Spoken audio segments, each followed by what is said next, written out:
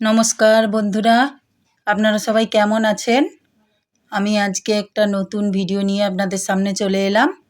আপনাদের অনেকেই রিকোয়েস্ট করেছিলেন যে ব্রেড কাস্টার্ডের ফুল ভিডিও দিতে। তো আজকে ব্রেড কাস্টার্ডের ফুল ভিডিও আপনাদেরকে দিচ্ছি। তো ব্রেডগুলোকে প্রথমে সাইডগুলো এইরকম করে কেটে নিতে হবে। তো এই সাইডগুলো আমরা ফেলবো না, অন্য কোনো রেসিপি করব, অন্য কোনো ভিডিওতে দেখাবো আপনাদেরকে।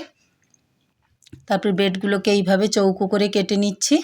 আপনারা চাইলে আপনাদের মতো করে ডিজাইন দিতে পারেন, আবার কেউ চাইলে গোটাও রাখতে পারেন, কোনো অসুবিধে নেই। যে যেমন চাইবে সে সেইভাবেই করবে। আমার এইরকম ছোট করে চৌকো করে কেটে নিলে সুবিধা, তাই আমি এইভাবেই করলাম। তো এইভাবে চৌকো করে কেটে নিয়ে তারপরে ফ্রাইং প্যানে ঘি গরম করতে দিলাম।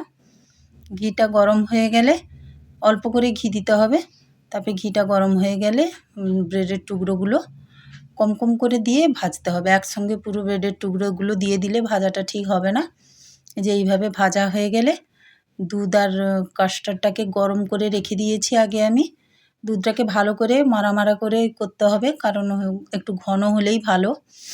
তারপরে দুধ কাস্টার্ডটাকে নিয়ে প্রথমে এইরকম আমার কাছে এইরকম বাসন ছিল বলে আমি এই বাসনে করেছি। কারোর যদি লম্বাটে বাসন থাকে ওতে করলে আরও বেশি ভালো হয়।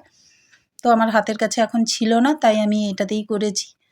প্রথমে দুধ কাস্টার্ডটাকে একটু অল্প করে দিয়ে দেব, দিয়ে ব্রেডগুলোকে সাজিয়ে সাজিয়ে এইভাবে দেব, কারণ একসঙ্গে দিয়ে দিলে কাস্টার্ডটা যখন পরে আবার দেব তখন ঠিকভাবে কোনোটাই হবে না। সেই কারণে একটু সাজিয়ে সাজিয়ে দিলেই বেশি ভালো লাগে, মানে ঠিকভাবে কাস্টার্ডটা সব জায়গায় লাগবে তবে।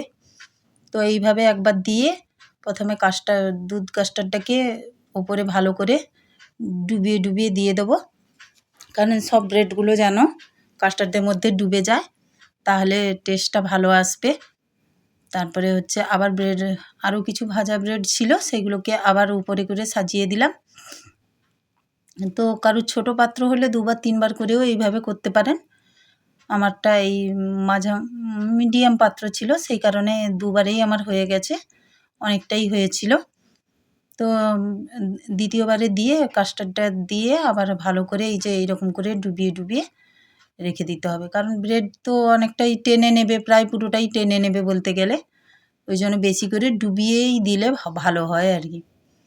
তারপরে গার্নিশিংয়ের জন্য আপনারা যে যা ইচ্ছে দিতে পারেন। আমি আমন্ড দিয়েছি, কারোর পেস্তা, কাজু যা ইচ্ছে দিতে পারেন, কোনো অসুবিধা নেই।